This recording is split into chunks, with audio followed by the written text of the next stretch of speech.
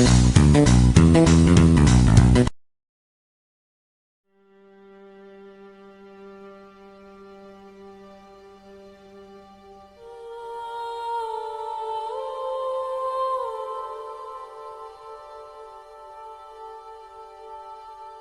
yo, Manny the author here. Hey, you guys like conspiracy theories? Because I've been thinking of a couple. Our world is covered from head to toe with treasure, but it's not just in the form of gold or silver. With so much past lore, we are living in a chest full of hidden meaning and truths. The eras of the past all meet in the present, where all types of groups and ideas are being presented.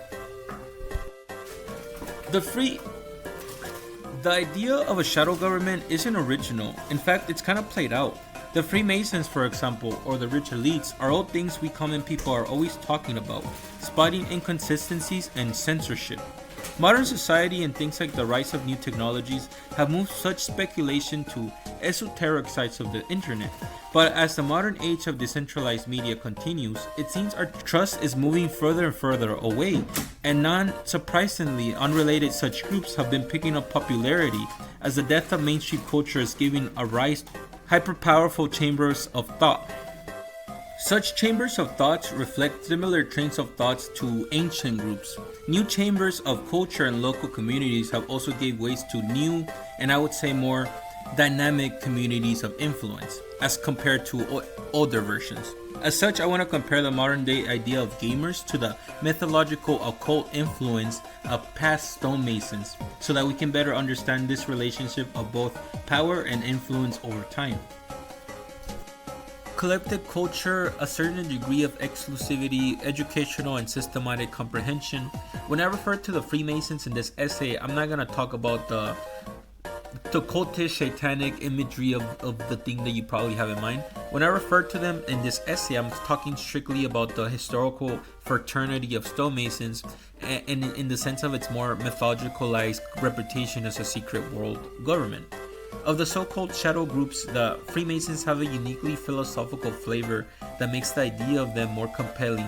It's bigger than just secret power breakers. There's something fascinating about the idea of a secret brotherhood bound by not just power but by ancient codes of conduct, ritual, and symbolism. Me personally, unlike many shadow government theories that rely on fear and paranoia, I feel like the Freemasons' mythology taps into something more mythical, almost archetypal.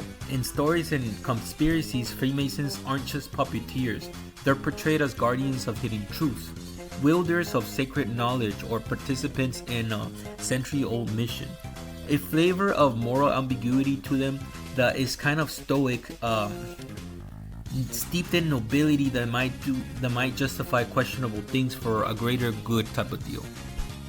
Think of it not like evil but secretive, not corrupt but bound by common law, bound by internal rules, oaths, and intentions that seem almost spiritual as they are political. This gives them a sense of dark honor. Even if you strip away the level of conspiracy, we're left with rich philosophical material. It suggests a worldview where personal transfictions, moral disciplines, and hidden knowledge are keys to power. The Freemason myth resonates so deeply as it's not just that they might run things, it's the idea that there's a deeper sense of society where decisions are made, not in chaos but in ritual. A secret order rather than a secret conspiracy, which is not only a powerful idea, it's a comforting idea. But what's that got to do with gamers, right? Video games are effectively a new modern medium which shares collective culture. I would go as far as to argue something similar is happening to the Masons of the past. Chambers of thoughts are replacing mainstream culture, and now its influence is tied to which chamber has the most collective power. Video games are different from any type of technology of the past. In games, we have a virtual space to explore any sort of concept we want, similar to how books and writings used to work.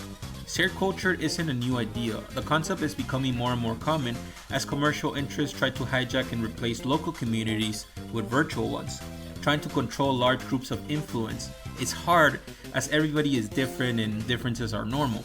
The closest you can get is creating general categories for one where there's male and female. The Masons are very boycotted in my opinion. In like video games of the past, the idea of a video game was marketed towards young boys back in the 90s, and in a way served us installing a certain degree of masculinity in gaming early on. We have been tested and learned how to break systems down, always subconsciously using information in our shared collective values to interact with the world since our infancy. Gaming has given us all who can access it a rich well of insight when it comes to systems, reality, comprehension, and deeper truths. Among young men that will go on to grow and hold these values, it becomes a sort of creed. A man with a creed is a man with honor. Point is that this isn't a Masons video, and there's no actual verified evidence that Freemasons run the world or control governments. They are so far a private group with long histories, some symbolic traditions, and a lot of mystique, which naturally invites speculation. Most modern Masons focus on community, service, fellowship, and personal growth, not global domination. Gamers hold collective culture around the globe, trained in systems and the new media.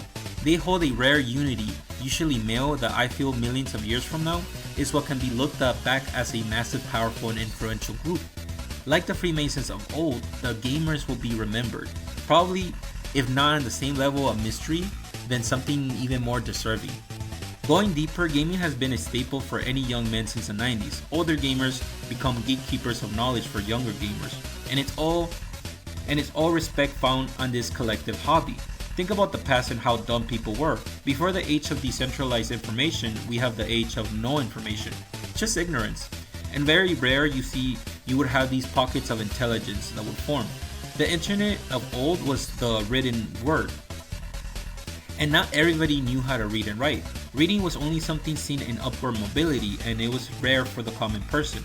It's no wonder how the world gave rise to hyperintelligence and aware groups even back then. This pattern will continue to happen and is happening right now, even in the age of information, but the control will remain, and the gamer will live on. Because being a gamer isn't just a lifestyle at this point, it's a train of thought, and if I'm correct, one that's gonna be very relevant in the coming years. So if you're a gamer, be involved. Because the world is a game and we are literally made for it. So here's the conclusion, right? If history is repeating and we have real life influence over our society, as well as collective history in the years to come, then we actually have to stand up and do something about it. Because I feel like there is a lack of groups with the amount of influence and significance that modern gamers have, as it touches almost every branch of what it means to be like a young man in the modern world, where gaming and system breaking and abusing systems in the virtual space is the only thing we really have for exploring concepts that actually matter to the male. As an explorer of the age of decentralized information, it's kind of funny to see how now there seems to be a distrust building up when we do see stuff like social media or questioning the variety of stuff that could involve AI and stuff like that. So in this age, it's very hard for somebody to look at something objectively without having some type of already built-in bias.